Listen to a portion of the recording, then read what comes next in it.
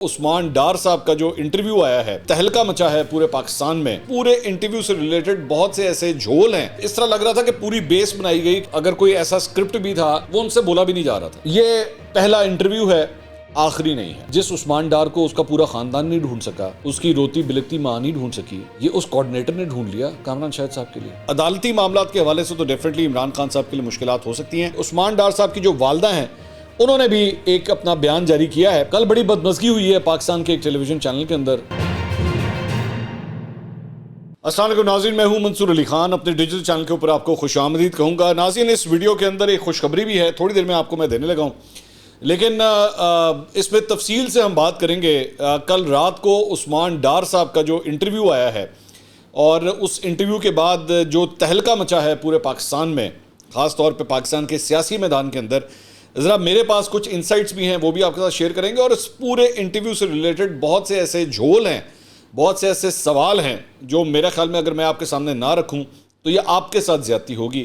I need to inform you کہ میرے ذہن میں اس سے ریلیٹڈ کیا کیا کویشچنز ہیں اور کیا کیا چیزیں ہیں جو میں آپ کے سامنے رکھنا چاہوں گا. سب سے پہلے خوشخبری آپ کے ساتھ شیئر کر لیں. 8 لاکھ سبسکرائبرز کا ٹارگٹ ماشاءاللہ ہم نے اچیو کر لیا. اور ہم آپ جانتے ہیں کہ پچھلے تقریباً 1.5 مہینے سے 1.25 مہینے سے اس کے اوپر ہم کام کر رہے تھے. آپ کی محبت کی وجہ سے ہم نے یہ ٹارگٹ اب اچیو کر لیا ہے, تو تھینک یو سو مچ. میں تمام سبسکرائبرز کا بہت شکریہ ادا کرنا چاہوں گا, خاص طور پہ ان لوگوں کا جنہوں نے لوگوں سے کہہ کے بھی سبسکرائب کروایا. بہت سے ایسے لوگ ہیں, بہت سے ہمیں پیار کرنے والے, محبت کرنے والے لوگ ہیں. میں آپ سب کا بہت شکریہ ادا کروں گا. مجھے میسیجز بھی آپ کے ملتے رہتے ہیں. جن لوگوں کے پاس میرا ڈائریکٹ نمبر ہے وہ مجھے واٹس ایپ بھی کرتے ہیں. میں آپ تمام لوگوں کا بہت بہت شکریہ ادا کروں گا, اور اسی طرح آپ کا پیار ہمیں چاہیے ہوگا. اب ہمارا اگلا ٹارگٹ, ظاہری بات ہے لوگ یہ سوال بھی کر رہے ہیں کامنٹس کے اندر کہ جناب اب اگلا ٹارگٹ کیا ہے. تو جناب اگلا ٹارگٹ جو ہے وہ ہمارا سیدھا 1 ملین کا ٹارگٹ ہے. ہم نے پہلے 1 لاکھ کا ہم نے گیپ رکھا ہوا تھا کہ وہ ہم نے اچیو کرنا ہے. اب ہمارا یہ گیپ 2 لاکھ کا ہے, تو 1 ملین کا ٹارگٹ جو ہے اب ہم لے کے چلیں گے.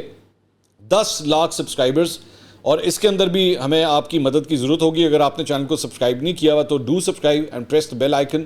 اور اگر آپ کو ویڈیو پسند آئے تو لائک ضرور کیجئے اور ہماری ہیلپ کیجئے کہ ہم جلد از جلد اپنے 1 ملین سبسکرائبرز کے ٹارگٹ تک جو ہے وہ ہم پہنچ سکے. تو آغاز کرتے ہیں ویڈیو کا. اچھا جی, عثمان ڈار صاحب پاکستان تحریک انصاف کے رہنما, عمران خان صاحب کے بہت بڑے کھلاڑی, انہوں نے کل رات کو دنیا ٹی وی کے اوپر کامران شاہد صاحب کو ایک انٹرویو دیا. اچھا, میری اطلاعات کے مطابق یہ انٹرویو ریکارڈڈ تھا. مجھے جو اپنے کبوتروں سے خبر ملی ہے یہ انٹرویو پہلے کا ریکارڈ ہوا ہوا تھا. یہ کوئی لائیو تو تھا نہیں, یہ تو کلیئر کٹ نظر آ رہا تھا, یہ پہلے ریکارڈ ہوا ہوا تھا. اچھا, دوسری بات یہ کہ عثمان ڈار صاحب جو ہیں وہ جناب 9 ستمبر سے غائب تھے. تو اپروکسیمیٹلی اگر آپ اٹھا کے دیکھیں تو یہ تقریباً کوئی 25 دن اپروکسیمیٹلی بن جاتے ہیں. 24-25 دن کے بعد جو ہیں وہ ایک دم نمودار ہوتے ہیں اور کامران شاہد صاحب کو انٹرویو دینے کے لیے آ جاتے ہیں. اب اس سلسلے میں پہلے ہی کامران شاہد صاحب ایک ٹویٹ بھی کر چکے ہوئے تھے کہ بڑا ایک دھماکے دار انٹرویو جو ہے وہ ہو رہا ہے. اور بعد میں جب یہ انٹرویو آن ایئر ہوا تو پتہ لگا کہ جناب یہ ان کے گھر کے اوپر, کامران شاہد صاحب کے گھر کے اوپر انٹرویو ریکارڈ ہوا ہوا ہے. عام طور پہ ٹیلی ویژن چینلز کے جو انٹرویوز ہوتے ہیں وہ یا تو مہمان کے گھر پہ ہوتے ہیں یا میزبان کے اسٹوڈیو میں ہوتے ہیں. میں نے کم از کم اپنی زندگی میں آج تک ایسا انٹرویو نہیں دیکھا جو میزبان کے گھر پہ ریکارڈ ہو رہا ہو. یہ میں نے پہلی دفعہ دیکھا ہے کہ اینکر کے گھر کے اوپر جو ہے وہ انٹرویو ریکارڈ ہوا ہو. چلیں ٹھیک ہے, ایک نئی روایت ڈل گئی ہے, ہم بھی کوشش کریں گے اس کو فالو کریں. ہم بھی آئندہ اپنے مہمانوں کو کہیں گے پائے نہ ہو ادھر آؤ, ساڑھے نہ چاہ بھی پیو تو انٹرویو دیو. ٹھیک ہے, اچھی بات ہے. لیکن شاید اس کی یہ وجہ تھی کہ عثمان ڈار صاحب کو دنیا ٹی وی کے دفتر نہیں بلانا تھا, کیونکہ اگر آپ دفتر میں بلاتے ہیں تو دفتر میں تو 400-500-600 بندہ کام کر رہا ہوتا ہے, پھر تو نظروں میں آ جاتی ہے چیز. گھر میں ذرا نسبتاً چیز جو ہے وہ کنٹرول میں رہتی ہے, شاید یہ وجہ ہو, مجھے نہیں پتا. تو 9 ستمبر کے پرابلمز کیا ہیں, تھوڑا سا ساتھ ساتھ پرابلمز بھی آپ کو بتاتے رہے نا کہ اس پورے انٹرویو کے اندر جھول کیا ہیں. پہلی بات تو 9 ستمبر کو جب یہ غائب ہوئے تھے تو اس کے بعد 10 ستمبر کو جو بریگیڈیئر حارث نواز ہیں, بریگیڈیئر حارث نواز جو ہیں وہ وزیر داخلہ ہیں سندھ کے, نگراں وزیر داخلہ ہیں سندھ کے. انہوں نے اس وقت یہ کہا تھا کہ وہ ہماری تحویل میں ہے. وہ آن ریکارڈ یہ بات کہہ چکے ہیں کہ وہ ہماری تحویل میں ہے. لیکن تب سے لے کر اب تک پھر بھی پتہ نہیں لگ رہا تھا کہ وہ کدھر گئے ہیں، کیونکہ اس کے بعد ان کی فیملی کی جانب سے، عثمان ڈار کی فیملی کی جانب سے سندھ ہائی کورٹ میں ایک پٹیشن فائل ہوئی، اور ان کی بازیابی کے لیے یا پتہ لگے کہ وہ کدھر ہیں، تو ان کی پوری فیملی کو بھی عثمان ڈار کہیں بھی نہیں مل رہے تھے، ٹھیک ہے. اور پولیس، سندھ کی پولیس نے بھی کہا جی ساڑھے کول بھی نہیں ہے، جبکہ میں آپ کو بتا رہا ہوں کہ بریگیڈیئر حارث نواز کہہ چکے ہوئے تھے کہ جی ہمارے پاس ہیں، تو پتہ نہیں لگ رہا تھا کہ کدھر ہے. خیر اس کے بعد اب ذرا انٹرویو کی طرف آ جائیے. انٹرویو شروع ہوتا ہے تو کامران شاہد صاحب کے ساتھ وہ گھر کے باہر کہیں کھڑے ہوئے ہیں، اور ٹک کر کے عثمان ڈار صاحب جو ہیں وہ بڑے ہنستے ہوئے مسکراتے ہوئے جو ہے وہ آتے ہیں، اور بالکل فریش، کوئی ایسے تھکاوٹ کے کوئی آثار یا نیند نہ پوری ہوئی ہو یا کھانا صحیح طرح نہ ملا ہو، کوئی ایسے آثار نہیں ہے، بڑے چہکتے ہوئے جو ہے وہ آتے ہیں. اور اس کے بعد سین چینج ہوتا ہے وہاں سے، اور اس کے بعد وہ ڈرائنگ روم کے اندر غالباً بیٹھے ہوئے ہیں، اور وہاں سے گفتگو کا آغاز ہوتا ہے. اب انٹرویو میں جب گفتگو کا آغاز ہوتا ہے تو پہلے جو گفتگو ہوتی ہے وہ ہوتی ہے کہ جی آپ نے یہ سیاست کس طرح شروع کی اور آپ کہاں سے آئے، اور مطلب اس طرح لگ رہا تھا کہ پوری بیس بنائی گئی کہ جناب بڑا مشکل ہے، سیاست کرنا بہت مشکل کام ہے، اور یہ کلیئر کٹ لگ رہا تھا کہ یہ لیڈ کر رہی ہے کسی اور طرف جا کے کہ جناب میں نا سیاست سے اب ذرا تھک چکا ہوا ہوں. تو پہلے اس کے مسائل بتائے گئے. مجھے وہ سہیل وڑائچ صاحب کا ایک شو ہوتا ہے ایک دن جیو کے ساتھ، تو مجھے لگ رہا تھا جیسے یہ کوئی کرنٹ افیئر کا شو نہیں ہو رہا بلکہ ایک دن دنیا کے ساتھ کا کوئی پروگرام ریکارڈ ہو رہا ہے، جس میں عثمان ڈار صاحب شاید ابھی بتانا شروع کریں گے کہ جب میں پیدا ہوا تو میں نے کتنے مہینے کی عمر میں چلنا شروع کیا، پھر میں پہلی دفعہ اسکول کب گیا، اور پھر میں نے سب سے پہلے گاڑی چلانا کب شروع کی، پہلا سگریٹ میں نے کب پیا، ساری یہ باتیں شاید بتانا شروع کریں گے. خیر اس کے بعد انٹرویو جو ہے وہ شروع ہوتا ہے، اور انٹرویو کے اندر جو ہے وہ عثمان ڈار صاحب یہ بتانا شروع کرتے ہیں آہستہ آہستہ کر کے کہ میں نے بڑی محنت کی پاکستان تحریک انصاف کے اندر، لیکن 9 مئی کو جو کچھ ہوا اس سے پہلے ہماری پارٹی کے اندر بہت سے ایسے لوگ تھے جو ریاست مخالف بیانیہ جو ہے وہ بناتے تھے، اور عمران خان صاحب ان کی بات سے ایگری کرتے تھے. تو کامران شاہد صاحب نے ایک دفعہ پوچھا کہ یہ جو کچھ بھی ہوا ہے یہ اس کے ذمہ دار کون ہے؟ تو عثمان ڈار صاحب ذرا یہاں پہ ڈگمگائے، تھوڑا سا شرمائے، پھر سرکتے سرکتے انہوں نے کچھ کہا کہ جی ہاں وہ دیکھیں جو ہوتا ہے وہ تو لوگ جو ہیں وہ اس قسم کی ایڈوائز کرتے ہیں، لیکن کوئی بات بنی نہیں. پھر کامران شاہ صاحب نے دوبارہ پوچھا کہ نہیں اس کا ذمہ دار تو پھر عمران خان ہے نا. تو پھر وہ تھوڑا سا شرمائے، تھوڑا سا گھبرائے، پھر انہوں نے تھوڑا سا یہ کہا کہ ہاں وہ دیکھیں وہ ہوتا تو وہ جب وہ یہ ساری گفتگو ہوتی تھی تو عمران خان ہی وہاں پہ بیٹھے ہوتے تھے نا. لیکن پھر بھی کامران شاہد صاحب کی جو ہے نا وہ تسلی نہیں ہوئی. انہوں نے پھر کہا کہ نہیں لیکن ہیں تو پھر عمران خان صاحب ہی نا.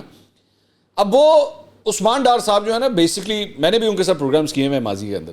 عثمان ڈار صاحب کی ایک سب سے بڑی پرابلم یہ ہے کہ ان کو he is not actually a very good guest. میں کھل کے آپ کو بات بتاتا ہوں، یہ ان کی ایک پرابلم ہے، کیونکہ میں فرینکلی اسپیکنگ ان کے بارے میں سمجھتا ہوں کہ he is not a very intellectual person. وہ بڑے آرٹیکولیٹ طریقے سے گفتگو نہیں کر سکتے، وہ مجھے یہ فیل ہوتا ہے. تو ان کو یہ بتانا بھی نہیں آ رہا تھا کہ ہاں جی مطلب اگر کوئی ایسا اسکرپٹ بھی تھا یا کوئی ایسی چیز بھی تھی کہ ہاں یار سیدھا سیدھا کہنا ہے بھائی عمران خان ذمہ دار ہے، وہ ان سے بولا بھی نہیں جا رہا تھا. اب وہ شاید یہ بھی نہیں، اس وجہ سے بھی نہیں بولا جا رہا تھا کہ ماضی کا اتنا پرانا ساتھ ہے، مطلب تو آپ کو خود بھی برا لگ رہا ہوتا ہے کہ یار میں اگلے دا بیڑا گھر کرنا پر میرے کو ہو نہیں رہا، میں ہمت بھی کرنا پہ پر میرے کو ہو نہیں رہا. الٹیمیٹلی پھر انہوں نے یہ باتیں جو ہیں وہ کہہ ہی دی کہ ہاں جی یہ سب کچھ ہوتا تھا. اور پھر ان سے کامران شاہ صاحب نے یہ بھی سوال کیا کہ جی وہ زمان پاک کے باہر جو ہے وہ بڑے اسٹال لگے ہوتے تھے، لوگ جمع ہوئے ہوتے تھے. تو انہوں نے کہا ہاں جی لوگ جو ہے وہ وہاں پہ بہت آتے تھے. تو کامران شاہ صاحب نے پوچھا کہ جی وہ ہیومن شیلڈ تھی نا، ہیومن شیلڈ بنی ہوئی تھی. وہ کہا ہاں ہاں ہاں ہیومن شیلڈ بنی ہوئی تھی.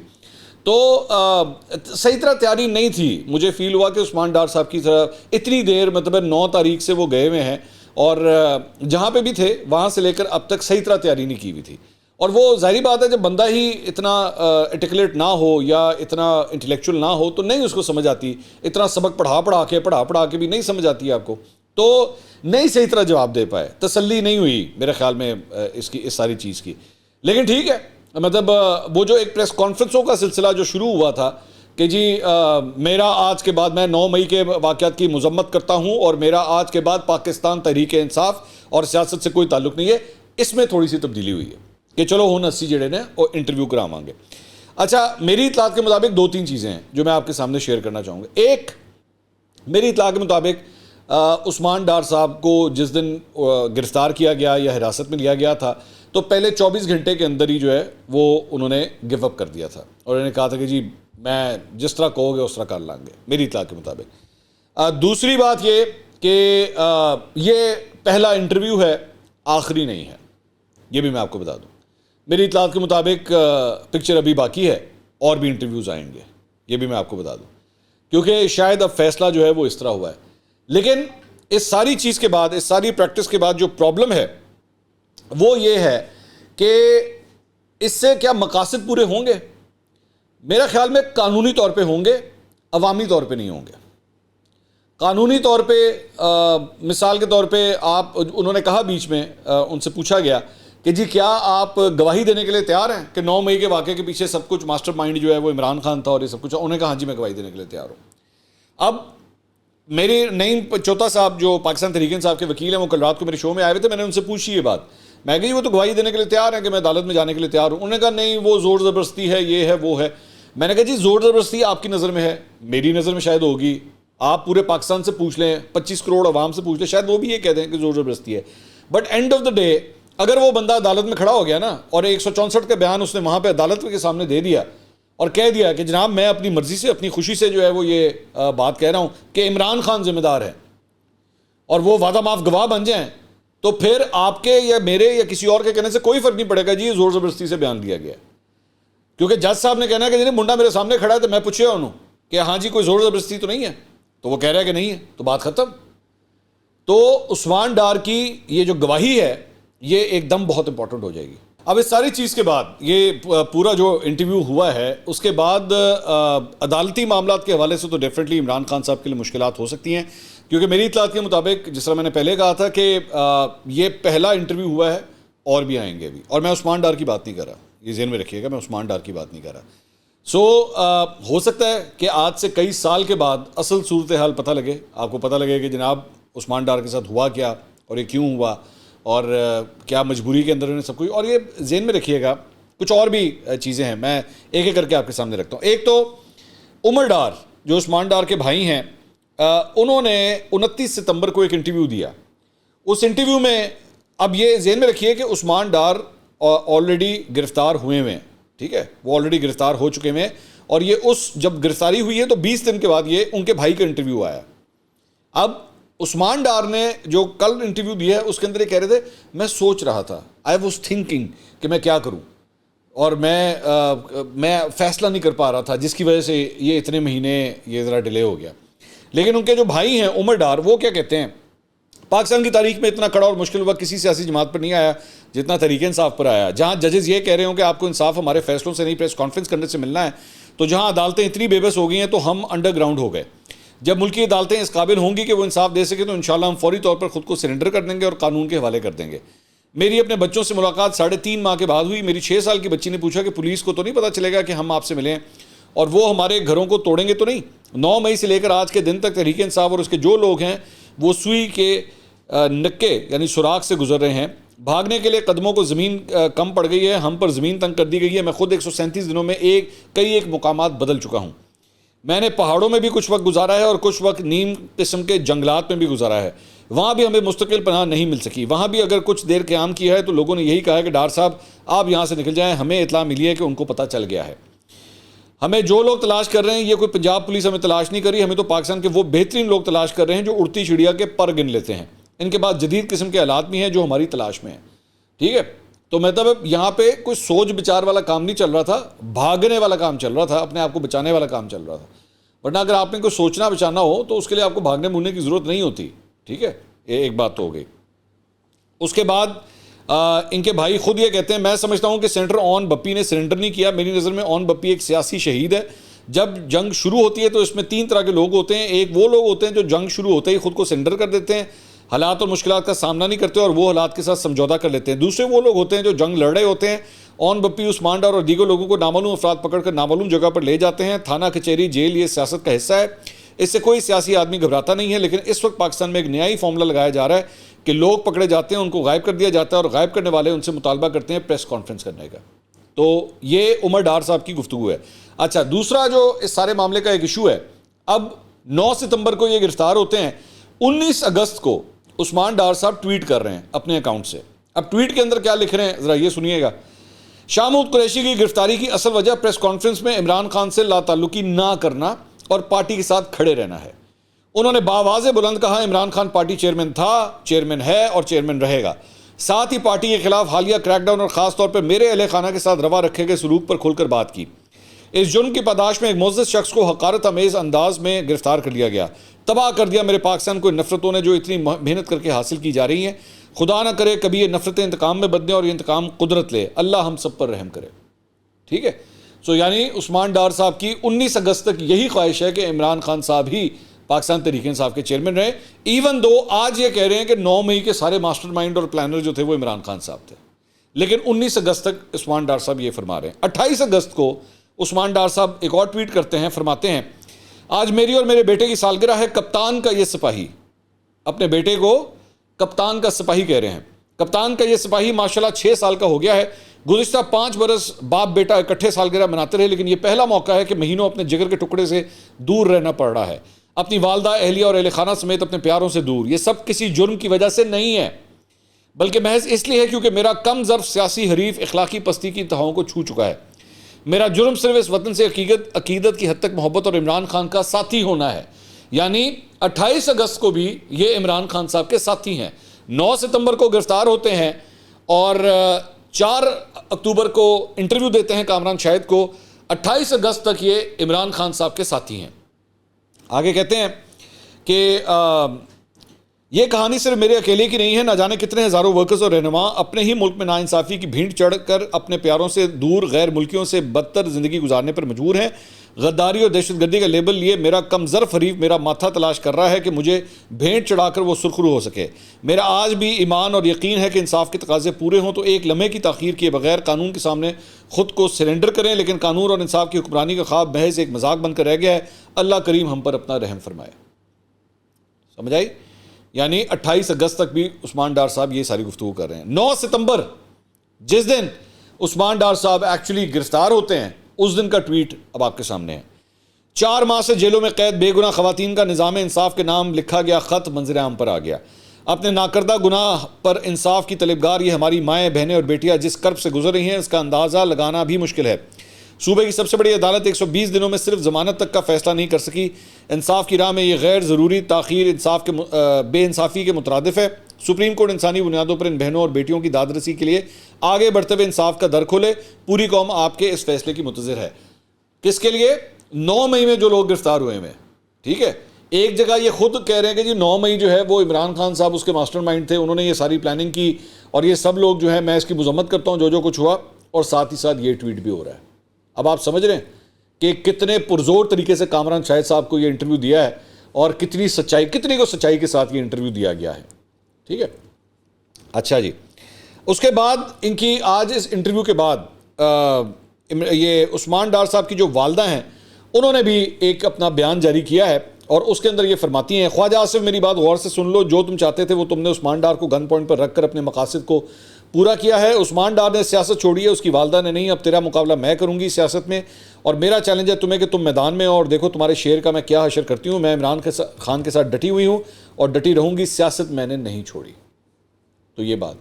اب میرا اس ساری چیز کے بعد یہ سوال ہے کہ جس عثمان ڈار کو, ویسے تو یہ ڈان کا ایک بڑا مشہور وہ ہے کہ ڈان کو 12 ملکوں کی پولیس جو ہے وہ ڈھونڈ رہی ہے, تو عثمان ڈار کو جو سندھ پولیس نے خود کہا کہ ہمارے پاس نہیں ہے اور ہر کوئی ان کو تلاش کر رہا تھا, کامران شاہد صاحب کو کس طرح ملے؟ عثمان ڈار کہاں پہ پڑے ہوئے تھے, کہاں پہ چھپے ہوئے تھے, کس وہ الماری کے نیچے ان کو رکھا گیا تھا جہاں سے کامران شاہد صاحب نکال کے لے آئے؟ ہمارے پروگرامز کے اندر نا جب ہم نے گیسٹ لائن اپ کرنے ہوتے ہیں تو ہماری ٹیم کے اندر ایک بندہ ہوتا ہے, اسے کہتے ہیں کوآرڈینیٹر. ایک ہوتا ہے پروڈیوسر, ایک ہوتا ہے کوآرڈینیٹر. کوآرڈینیٹر کا کام ہوتا ہے گیسٹ ارینج کرنا. وہ مختلف مہمانوں کو فون کرتا ہے اور فون کر کے بلاتا ہے کہ جناب آج رات کو 10 بجے منصور علی خان کا پروگرام ہے اور ہم آپ کو بلانا چاہتے ہیں. انوائٹ کرتا ہے اور پھر اس کے بعد کوآرڈینیشن کرتا ہے, ایڈریس دینا, کیمرہ بھجوانا, اتنے بجے پہنچ جائے گا, اتنے بجے, وہ ساری اس کی ڈیوٹی ہوتی ہے. کامران شاہد صاحب کا کوآرڈینیٹر کون ہے؟ جس نے ان کو عثمان ڈار ڈھونڈ کے دیا، کیونکہ یہ تو اس پورے ملک کی پولیس سے بھی زیادہ تیز ہے بھائی، کیونکہ جس عثمان ڈار کو اس کا پورا خاندان نہیں ڈھونڈ سکا، اس کی روتی بلکتی ماں نہیں ڈھونڈ سکی، یہ اس کوآرڈینیٹر نے ڈھونڈ لیا کامران شاہد صاحب کے لیے۔ بڑی بات ہے یہ۔ میرا خیال میں تو اس کے بعد تو کامران شاہد صاحب کے کوآرڈینیٹر کی تنخواہ کم از کم 5 لاکھ روپے بڑھا دینی چاہیے، کیونکہ پورے پاکستان کے اندر جو ہے وہ مل نہیں رہا تھا وہ شخص، لیکن کامران شاہد صاحب کے لیے انٹرویو ارینج کیا گیا۔ بڑی بات ہے یہ، اس کوآرڈینیٹر کو سلوٹ بنتا ہے، اور صحیح والا سلوٹ بنتا ہے، اور جب میں سلوٹ کہتا ہوں تو سلوٹ مطلب ہے اس کا، ذہن میں رکھیے گا۔ خیر، تو یہ جناب عثمان ڈار صاحب کے بارے۔ اب ذرا آپ کو ایک ٹیلی ویژن چینل کے حوالے سے بھی خبر دے دیں۔ کل بڑی بدمزگی ہوئی ہے پاکستان کے ایک ٹیلی ویژن چینل کے اندر، اور وہ ٹیلی ویژن چینل ہے جناب بول، اور جو میرے پاس کچھ اندر کی خبریں ہیں وہ میں آپ کے ساتھ شیئر کر دیتا ہوں۔ ہوا یہ کہ بول نے کل جو ہے وہ سیلریز دیں اپنے امپلائیز کو، اور جب وہ سیلریز آئیں تو اس مرتبہ پراپر طریقے سے ٹیکس کاٹ کے جو ہے وہ سیلریز لوگوں کو دی گئیں۔ تو ان کے ایک بڑے سینئر وہاں پہ کام کرنے والے کنٹرولر ہیں، نام میں نہیں لینا چاہتا بلا وجہ، وہ بڑے غصے میں آئے، وہ ایچ آر ڈپارٹمنٹ میں گئے، اور وہاں پہ ایچ آر ڈپارٹمنٹ کے ساتھ اچھی خاصی تو میں ہوئی اس بات کے اوپر کہ جی ہماری سیلریز کم کیوں ٹرانسفر کی گئی ہیں۔